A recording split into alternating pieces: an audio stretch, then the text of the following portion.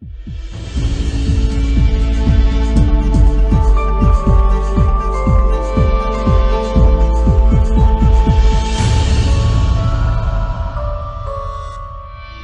nós veremos o capítulo 6, a partir do versículo 12. Continuaremos nossa exposição na primeira carta do apóstolo Paulo à igreja de Corinto. Vamos tentar fazer um resumo do que vimos até agora. Nós vimos que Paulo escreveu essa carta com o propósito de ajudar aquela igreja a entender o evangelho e as suas implicações para a vida, auxiliando nos problemas que assolavam aquela igreja. Paulo queria ajudar aqueles irmãos a trilharem o caminho da restauração, restaurando aquela igreja para serem novamente uma comunidade centrada no evangelho que glorificava o Senhor. Nós vimos que Paulo começou tratando da divisão que acontecia na igreja de Corinto, e do capítulo 1 até o capítulo 4, Paulo ele vai tratar da divisão e de vários aspectos que estavam fazendo aqueles irmãos se dividirem entre os de Paulo, de Apolo, de Pedro e os de ninguém, ou os de Cristo. Paulo trabalha então o orgulho espiritual daquela igreja, a visão errada que eles tinham da sabedoria de Deus. Paulo também vai mostrar que eles tinham um entendimento equivocado acerca do ministério cristão, especialmente do ministério dele. Foi isso que ele falou do capítulo 1 até o capítulo 4. No capítulo 5 agora, Paulo começa a tratar um outro problema da igreja. Nós vimos que Paulo começou a falar sobre a falta de disciplina eclesiástica. A falta de disciplina que a igreja de Corinto estava passando. E nós vimos que Paulo então no começo, na verdade no capítulo 5 todo, ele narra sobre um irmão daquela igreja que estava dormindo com a própria madrasta. E Paulo então manda expulsá-lo da comunidade. Manda que aquela igreja exerça a disciplina para mantê-la pura e centrada nos caminhos do Senhor. Depois, no capítulo 6, o seminarista Anderson trabalhou o litígio entre alguns irmãos daquela igreja. Os irmãos estavam brigando, provavelmente por alguma questão financeira que nós não sabemos, Paulo não explica, mas eles não conseguiram se resolver e levar o assunto para ser resolvido fora da igreja. E Paulo dizia que isso era uma vergonha para o nome de Jesus. E agora ele continua tratando da falta de disciplina naquela igreja, mas agora ele aborda um outro problema, a imoralidade sexual, que alguns membros estavam caindo, e pior, estavam defendendo o seu direito de cair, defendendo o seu direito de praticar. Então eu queria convidar você a ler o versículo 12, primeira carta de Paulo aos Coríntios, capítulo 6, versículo 12, diz assim: todas as coisas me são lícitas, mas nem todas convêm. Todas as coisas me são lícitas, mas eu não me deixarei dominar por nenhuma delas. Os alimentos são para o estômago, e o estômago existe para os alimentos. Mas Deus destruirá tanto o estômago quanto os alimentos. Porém o corpo não é para a imoralidade, mas para o Senhor, e o Senhor para o corpo.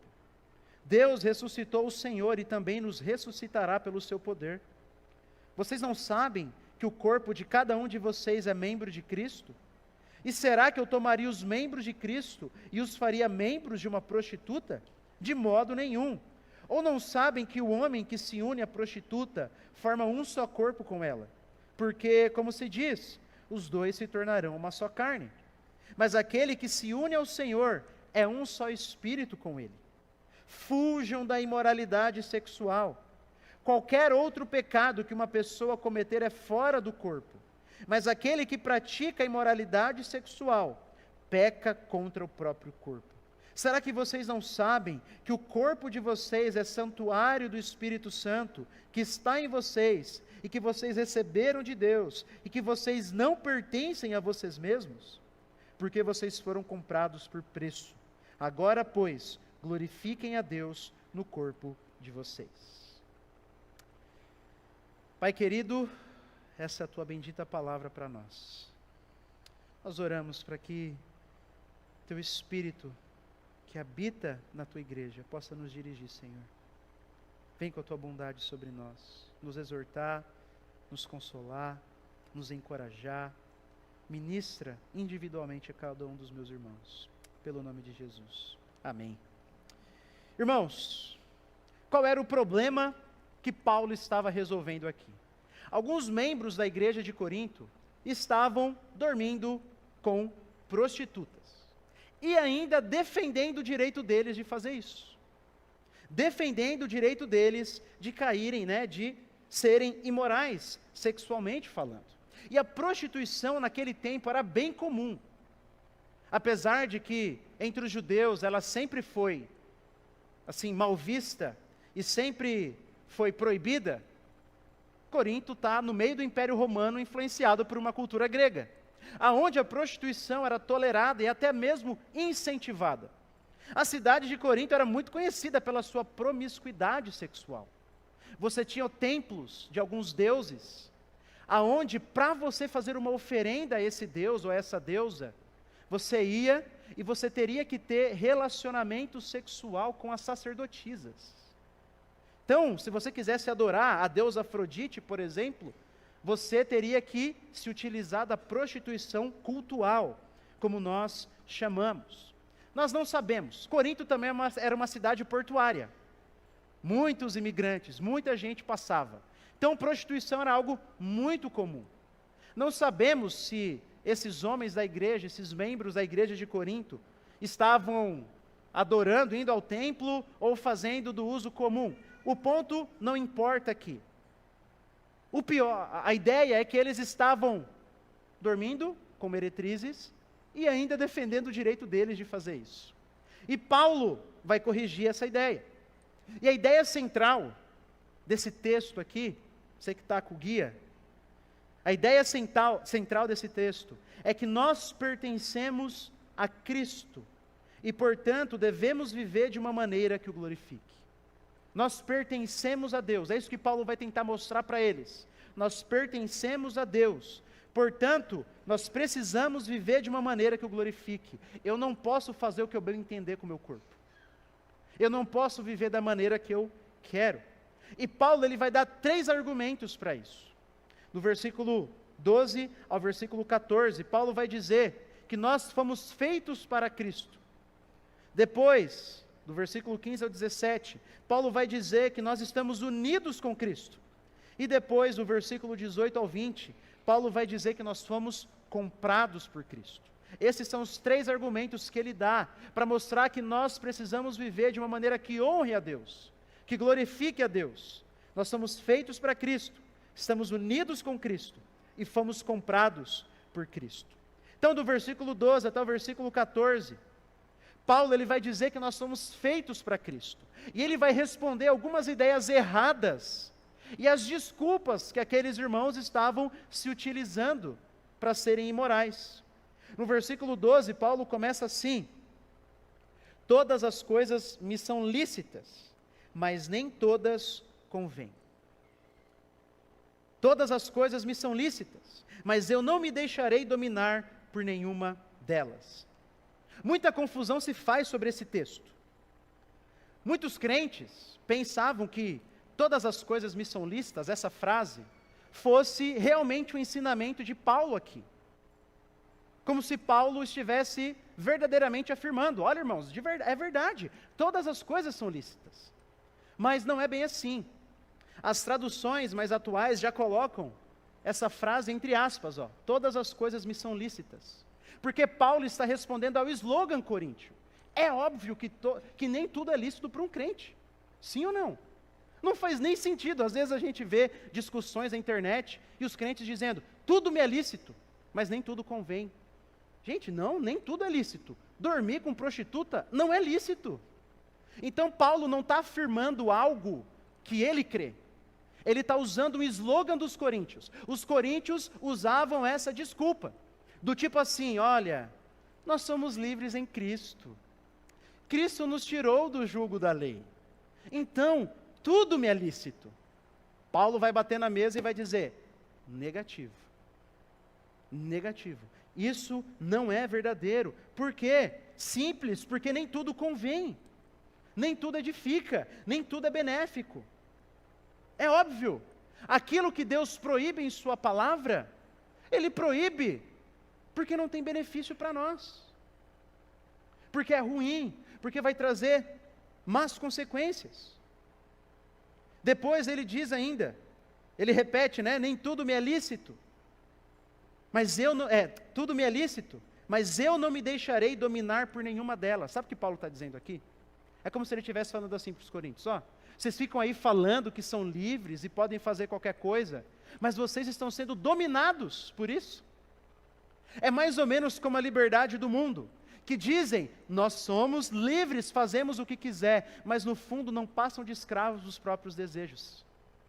É isso que Paulo está dizendo. Vocês falam que tudo é lícito, mas vivem como escravos e estão sendo dominados por essas práticas. E ainda, os coríntios usavam mais uma desculpa. Versículo 13. Os alimentos são para o estômago, e o estômago existe para os alimentos. Está também, entre aspas, nas traduções mais novas. Porque era mais uma desculpa que aqueles irmãos estavam dando. Eles estavam querendo dizer mais ou menos assim, Paulo, o estômago foi feito para comer, né? Boca foi feita para comer, né? Comida foi feita para o estômago. O corpo foi feito para relacionamento sexual. E o relacionamento sexual foi feito para o corpo. Assim, a gente só está seguindo o propósito para que as coisas foram feitas. Bom, já pensou na ser vergonhice dessa? Você imagina? Você imagina uma ser vergonhice dessa? Assim, sabe, Paulo, a carne é fraca, você sabe, né? Os hormônios estão à flor da pele. Eu tenho necessidades, Paulo. Paulo vai dizer, irmãos, vocês estão doidos? Da onde vocês tiraram isso? O pensamento grego daquela cultura, a cultura daquela época, era que a matéria era má. Muito influenciado por Platão. Então, o propósito, a melhor coisa que poderia acontecer era a gente se livrar dessa casca aqui, desse corpo. Eles tinham uma visão negativa sobre a matéria, sobre o corpo, sobre os desejos. Por isso que a ressurreição não era algo crível entre os gregos. A gente às vezes pensa, não, aquele povo lá atrás era supersticioso, né? Seria fácil para eles crerem que Jesus ressuscitou. Não fazia sentido para a cultura grega pensar assim, olha, a pessoa morreu, algo bom, ela se livrou desse corpo. Então a ressurreição não faz sentido, ela vai receber de novo algo criado. Então é bem possível que aqueles crentes em Corinto estavam sendo influenciados por essa visão, de que o corpo não é algo tão bom assim. E já que o corpo seria destruído mesmo, então a gente poderia viver do jeito que a gente quisesse. E estava tudo bem, tudo certo. Mas Paulo corrige essa ideia. E no versículo 13 ainda, ele diz, o corpo não é para a imoralidade, mas para o Senhor, e o Senhor para o corpo. Ou seja, vocês, o corpo de vocês, não foi feito para a imoralidade, mas para Cristo. Senhor aqui é uma referência a Cristo. Paulo diz que o propósito do nosso corpo, o propósito da nossa existência, é encontrado no Senhor. Nosso corpo foi feito para o Senhor. Não apenas as nossas almas, não apenas o nosso coração, tudo o que somos, inclusive o nosso corpo, foi feito para o Senhor. O Evangelho é uma mensagem que abrange todo o nosso ser, porque nós somos pessoas integrais. E o corpo importa tanto para Deus, que Paulo diz no versículo 14, olha comigo, Deus ressuscitou o Senhor, e também nos ressuscitará pelo seu poder. Nossos corpos importam tanto para Deus, que um dia, de uma maneira que não sabemos, Paulo vai desenvolver bem essa ideia lá no capítulo 15, mas nós vamos ressuscitar, e Ele vai nos dar novos corpos glorificados.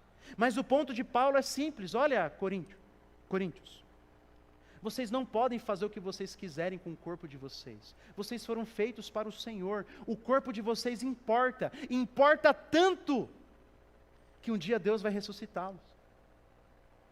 Então esse é o primeiro argumento dele, mas ele vai para o seu segundo argumento, a partir do verso 15, em que ele vai dizer que nós temos que viver de uma maneira que honre a Deus, porque nós estamos unidos com Cristo. E ele diz assim, verso 15: vocês não sabem que o corpo de cada um de vocês é membro de Cristo? É uma pergunta retórica. Paulo está querendo relembrar a verdade bíblica para eles, que o corpo deles estava unido com Cristo. Paulo aqui não está falando agora do corpo no sentido igreja, coletivo. Ele está falando do corpo físico, o nosso corpo individualmente falando. E ele está dizendo que o meu corpo, se eu fui alcançado por Cristo, está unido com Ele. Como? Eu não sei. Não sei explicar. Mas a ideia de Paulo é que os nossos corpos estão unidos com Cristo, de maneira que nós podemos dizer, como algumas canções que nós cantamos, que nós somos os pés e as mãos do Senhor. Isso é verdade. Isso é verdade. Nossos corpos também estão unidos com Cristo. Paulo aqui, irmãos, está colocando o corpo físico em um nível inimaginável para aquela época. Inimaginável. Ele está dizendo que o nosso corpo tem dignidade. Tem dignidade, especialmente nós que somos crentes, pois estamos unidos com o próprio Senhor.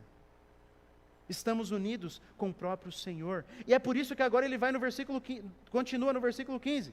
E será que eu tomaria os membros de Cristo, já que o meu corpo está unido com Cristo, e os faria membros de uma prostituta? De modo nenhum. Se o meu corpo está unido com Cristo, se eu estou unido com o Senhor, como que eu posso pegar aquilo que é de Jesus e levar até a cama de uma meretriz? Paulo está querendo mostrar a loucura do comportamento daqueles irmãos. Como eles podem pegar algo do próprio Cristo e usarem para algo que o próprio Cristo proíbe, que o Senhor desaprova. Ele continua no versículo 16: ou não sabem que o homem que se une à prostituta forma um só corpo com ela? Porque, como se diz, os dois se tornarão uma só carne. Mas aquele que se une ao Senhor é um só espírito com Ele. O argumento de Paulo aqui é simples.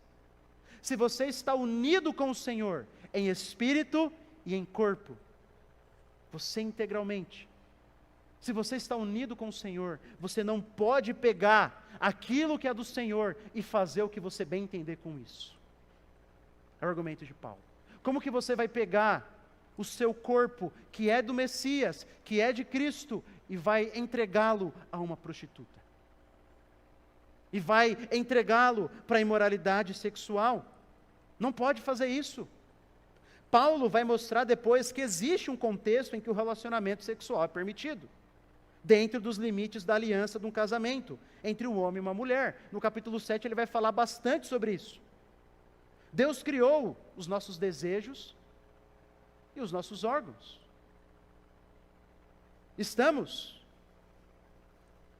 Nós temos desejos, por causa da queda, ruins, mas nós temos desejos bons, sexualmente falando, que Deus criou, mas tem um contexto e um lugar específico para você saciá-lo, que é dentro da aliança do casamento. Dentro da aliança do casamento. Então, o argumento de Paulo: vocês não podem fazer o que vocês bem entenderem, vocês estão unidos com Cristo, de corpo e alma. Esse corpo que está aí, está junto com o Senhor. Como? Eu não sei, irmãos, é Paulo que está dizendo. Um dia no céu a gente pergunta para Deus, como isso se deu? Mas, isso é verdadeiro, e nós precisamos nos submeter e crer nisso. E agora Paulo vai para o seu terceiro argumento.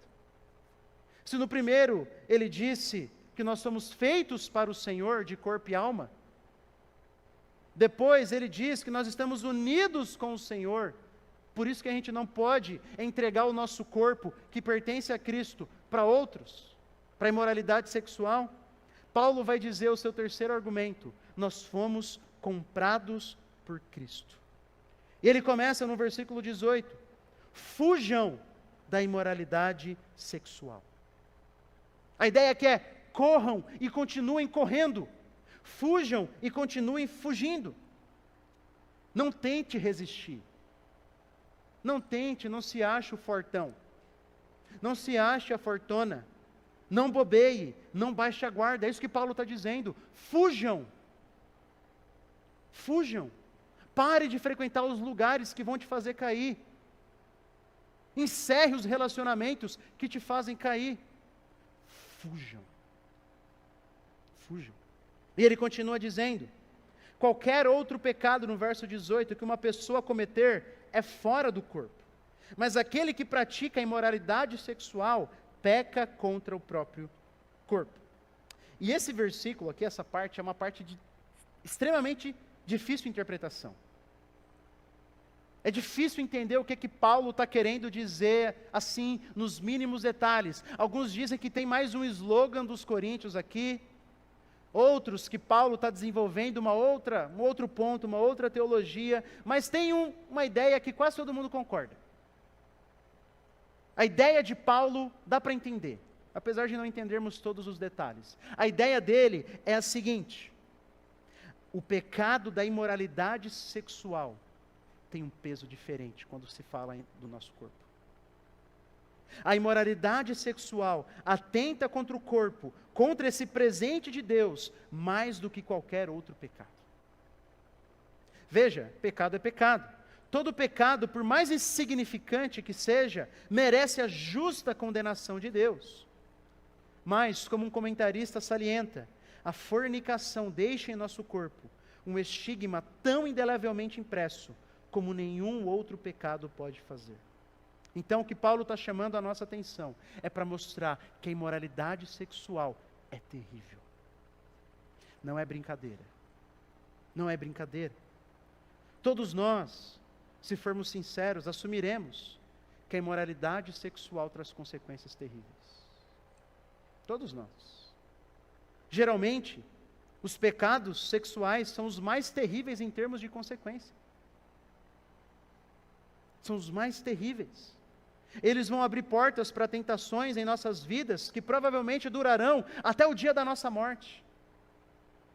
Pensamentos, desejos, memórias, que se você não tivesse agido com imoralidade sexual lá atrás, que se eu não tivesse agido com imoralidade sexual lá atrás, talvez eu nem lutaria.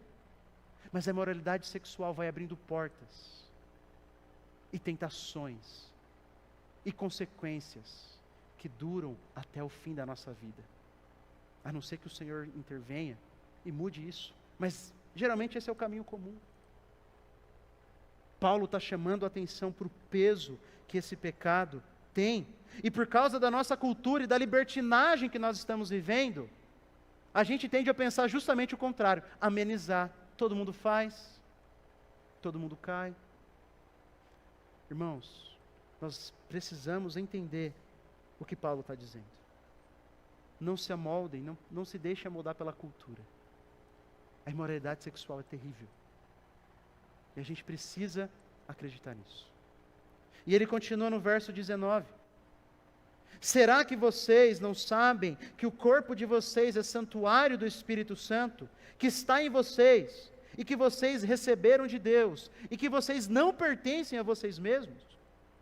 Paulo ele já havia dito que toda a igreja reunida é o santuário do Espírito Santo. Mas agora ele vai individualizar essa imagem, e ele vai dizer que cada membro do corpo de Cristo, cada cristão, é habitado pelo Espírito Santo. Cada crente recebeu de Deus o Espírito Santo. E o ponto de Paulo aqui é simples.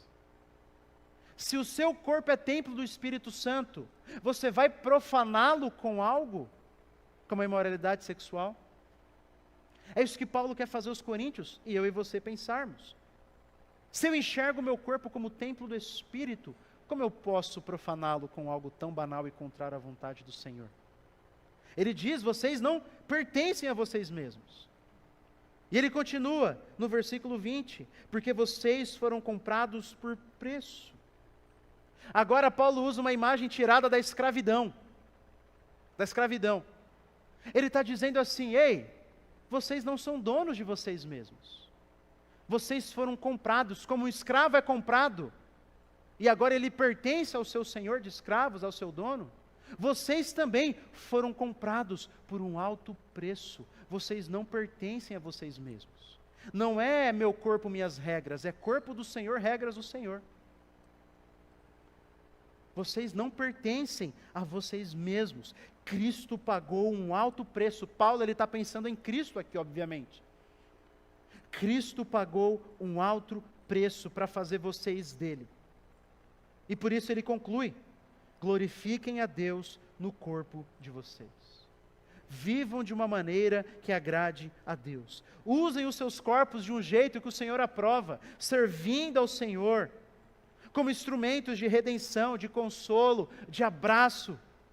Usem de uma maneira que glorifiquem a Deus, de uma maneira pura. Não usem para fazer o que vocês bem entenderem. Então, esses foram os 3 argumentos de Paulo, para mostrar para aqueles irmãos que eles não poderiam fazer o que eles bem entendessem com o corpo deles. Primeiro, eles foram feitos para Cristo. Segundo, eles estavam unidos com Cristo. E terceiro, eles foram comprados por Cristo. Cristo havia pago um alto preço por eles. Eles não eram donos de si mesmos. E agora, eu queria passar para as aplicações. 3 aplicações que nós podemos tirar desse texto. Primeiro, meu irmão, cuidado, cuide para não enganar a si mesmo. Nós precisamos ter cuidado para não enganarmos a nós mesmos. Nós somos muito bons em inventarmos justificativas para pecar. Você percebe o que aqueles irmãos estavam fazendo? Eles estavam usando justificativas para pecar. Paulo, é o desejo natural do nosso corpo.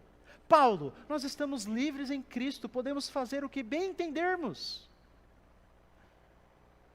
Estavam usando justificativas para o pecado deles, mas essas eram as desculpas daqueles irmãos. Quais são as nossas? Quais são as nossas? Quais são as minhas? Desde o nosso pai e da nossa mãe, Adão e Eva, nós somos doutores em justificar os nossos pecados. Doutores em dar desculpas para os nossos pecados. Só mais uma vez, depois eu vou parar. Não é tão ruim assim. Todo mundo peca. Sou adulto, tenho necessidades. A carne é fraca. Os hormônios estão à flor da pele. É só um vídeo. As consequências não são tão ruins assim. É só no pensamento. Ninguém vai ver. Que mal tem alimentar desejos no pensamento? E eu poderia citar mais 1000. Por quê? Porque eu não falo aqui como um puritano. Eu falo como alguém que também inventa desculpa para tudo. A gente inventa desculpa para os nossos pecados, e nem precisa ser só de imoralidade sexual. Paulo está falando de imoralidade sexual, e os coríntios estavam desculpando a sua imoralidade sexual, mas nós desculpamos vários dos nossos pecados.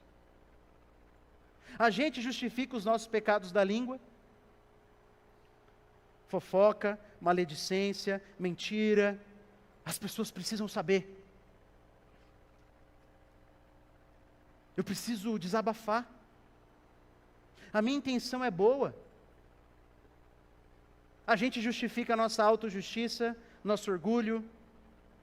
A gente justifica nosso julgamento hipócrita.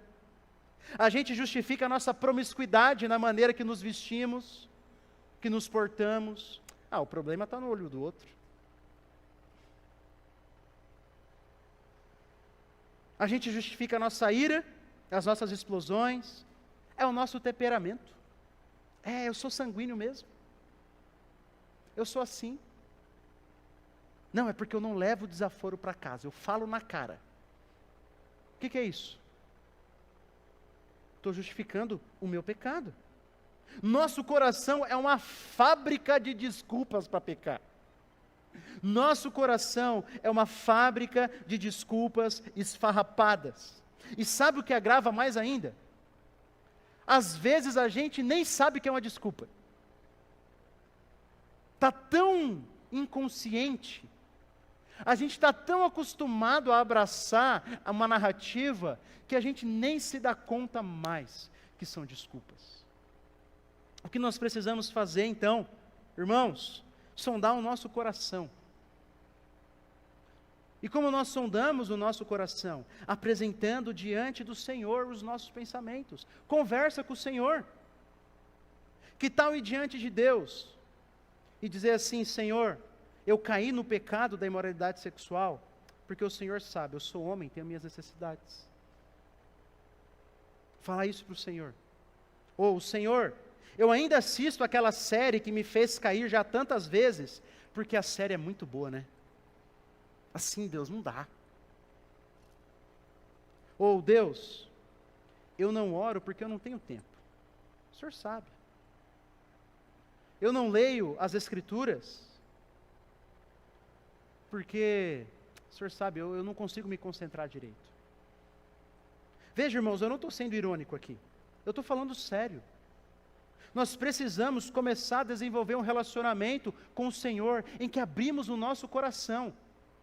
Porque conforme nós formos falando ao Senhor, as máscaras vão caindo. As máscaras vão caindo. As desculpas vão sendo reconhecidas como tal. Então, cuidado com as desculpas. Converse com o Senhor e vamos abandoná-las. Mas há uma segunda aplicação. Uma aplicação óbvia do texto que o próprio Paulo diz. Fuja da imoralidade sexual. Mas fuja, minha ênfase é, de todo tipo de imoralidade sexual. Como eu disse, o nosso coração é bom em dar desculpas. E talvez você tenha ouvido esse sermão e dito assim: mas Paulo está falando para irmãos que estavam dormindo com meretrizes, prostitutas. É óbvio que eu não vou dormir com uma prostituta. Então esse texto, assim, não é tão para mim. Imoralidade sexual é qualquer tipo de relação sexual ilícita. Qualquer tipo. Pessoal ou virtual. No corpo ou na mente. Qualquer tipo de relação sexual antes do casamento é imoralidade sexual. Qualquer tipo. Qualquer tipo. Casamento é casamento. E eu preciso da aliança do casamento para entregar o meu corpo a outra pessoa.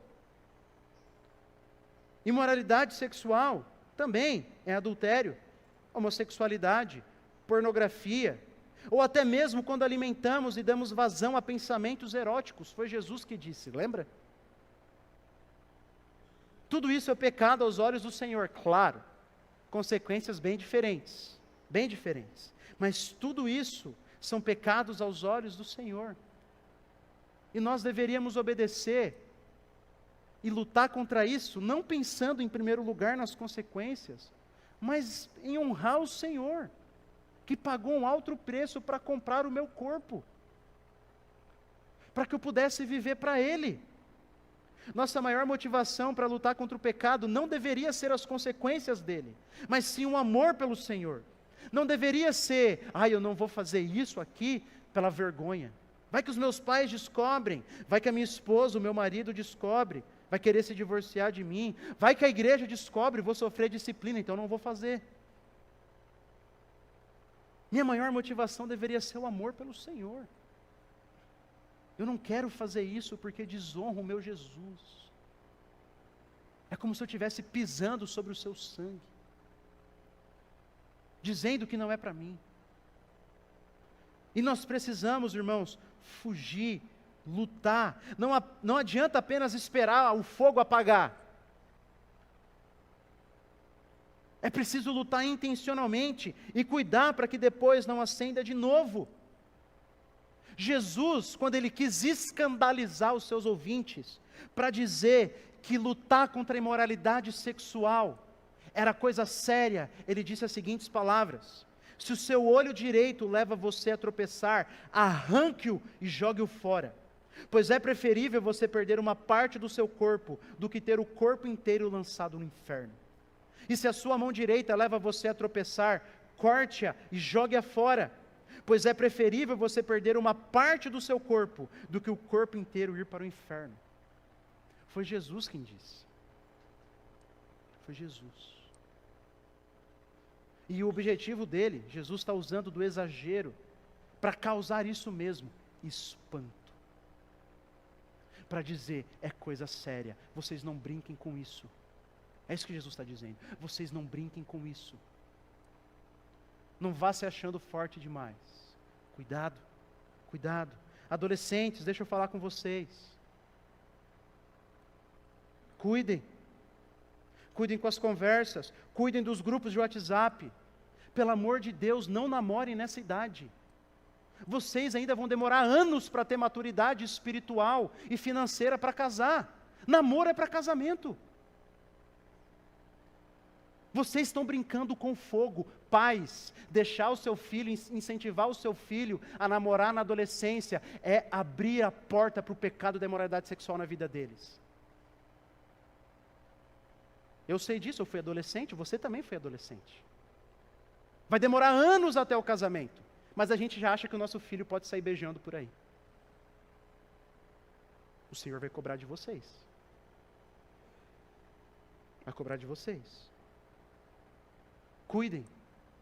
Adolescentes, não entreguem a ninguém aquilo que é só do Senhor e do seu futuro cônjuge. Não entregue. Você estará abrindo portas que depois não vão ser fechadas mais. Que depois não vão ser fechadas mais. Se guardem. Façam o possível para se guardarem.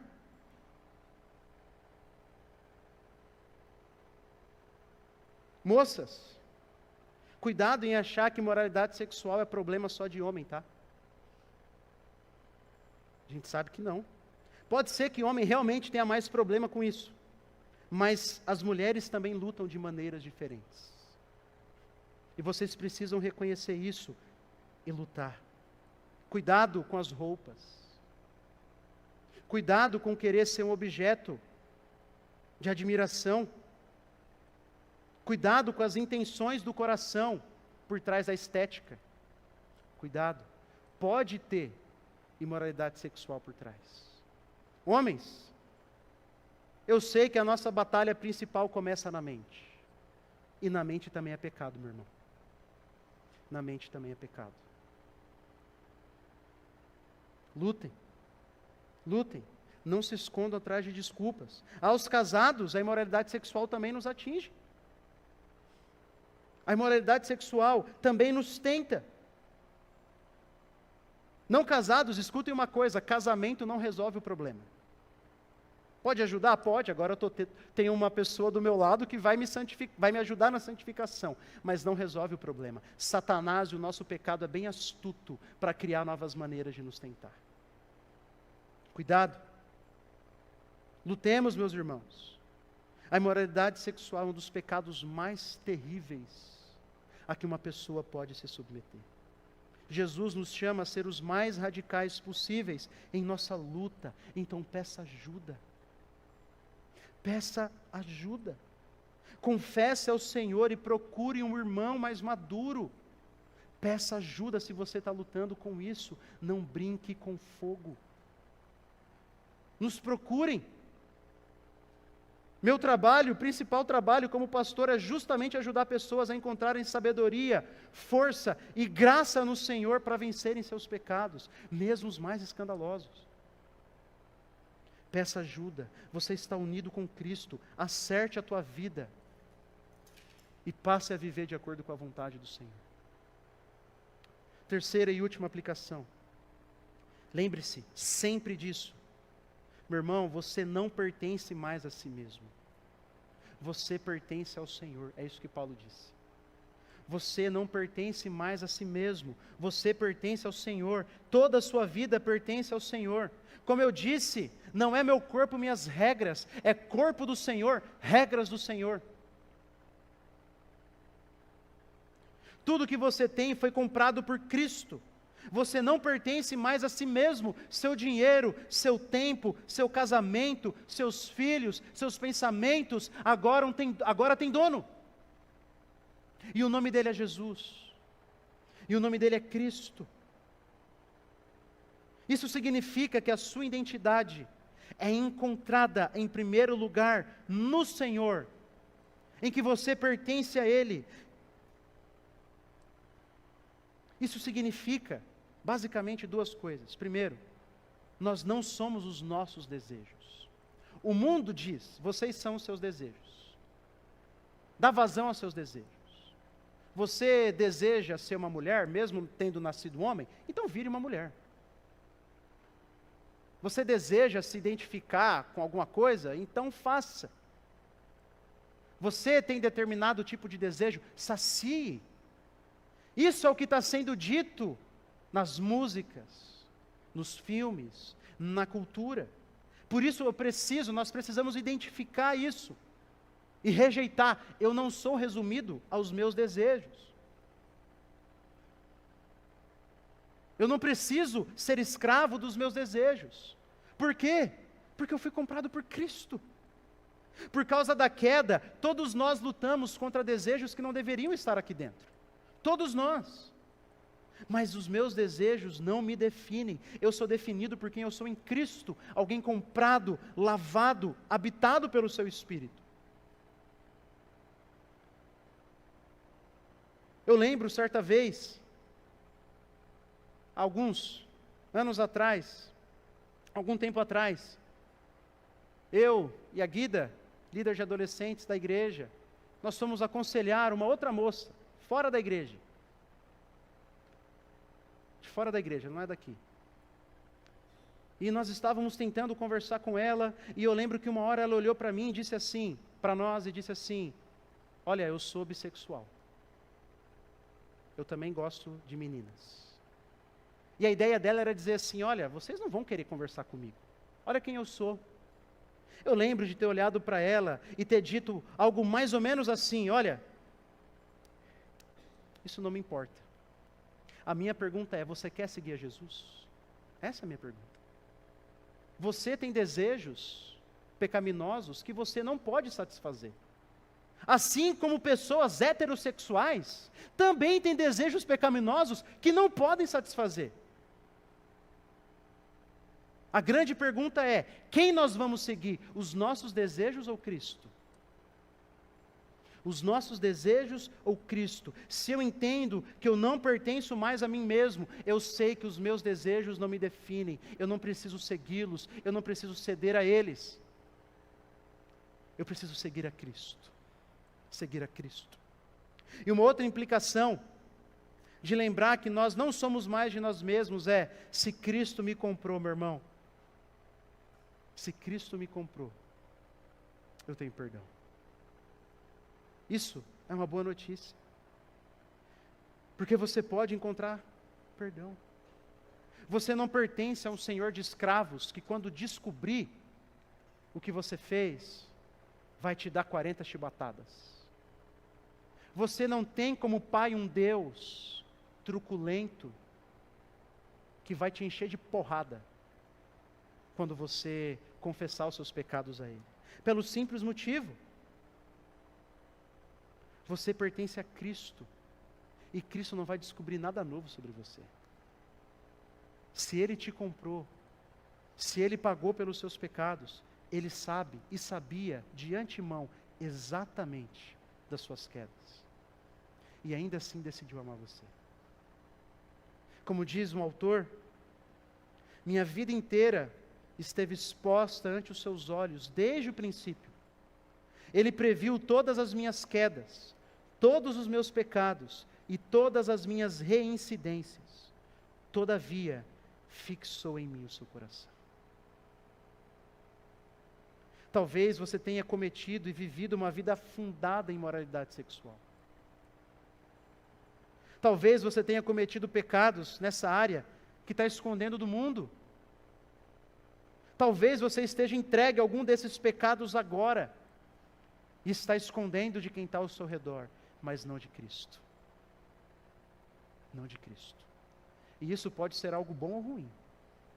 Pode ser ruim se você não se arrepender e não buscar nele a redenção e o tratamento para o seu pecado. Mas pode ser algo maravilhoso, porque se você correr para os pés dele arrependido, você pode experimentar perdão, libertação, restauração e a força que só pecadores arrependidos conseguem encontrar no Senhor. Jesus não vai descobrir nada novo sobre você. Então, meu irmão, Se Jesus te comprou, corra para Ele. Corra para Cristo. Ele tem perdão. Ele tem força. Ele tem redenção para os nossos pecados.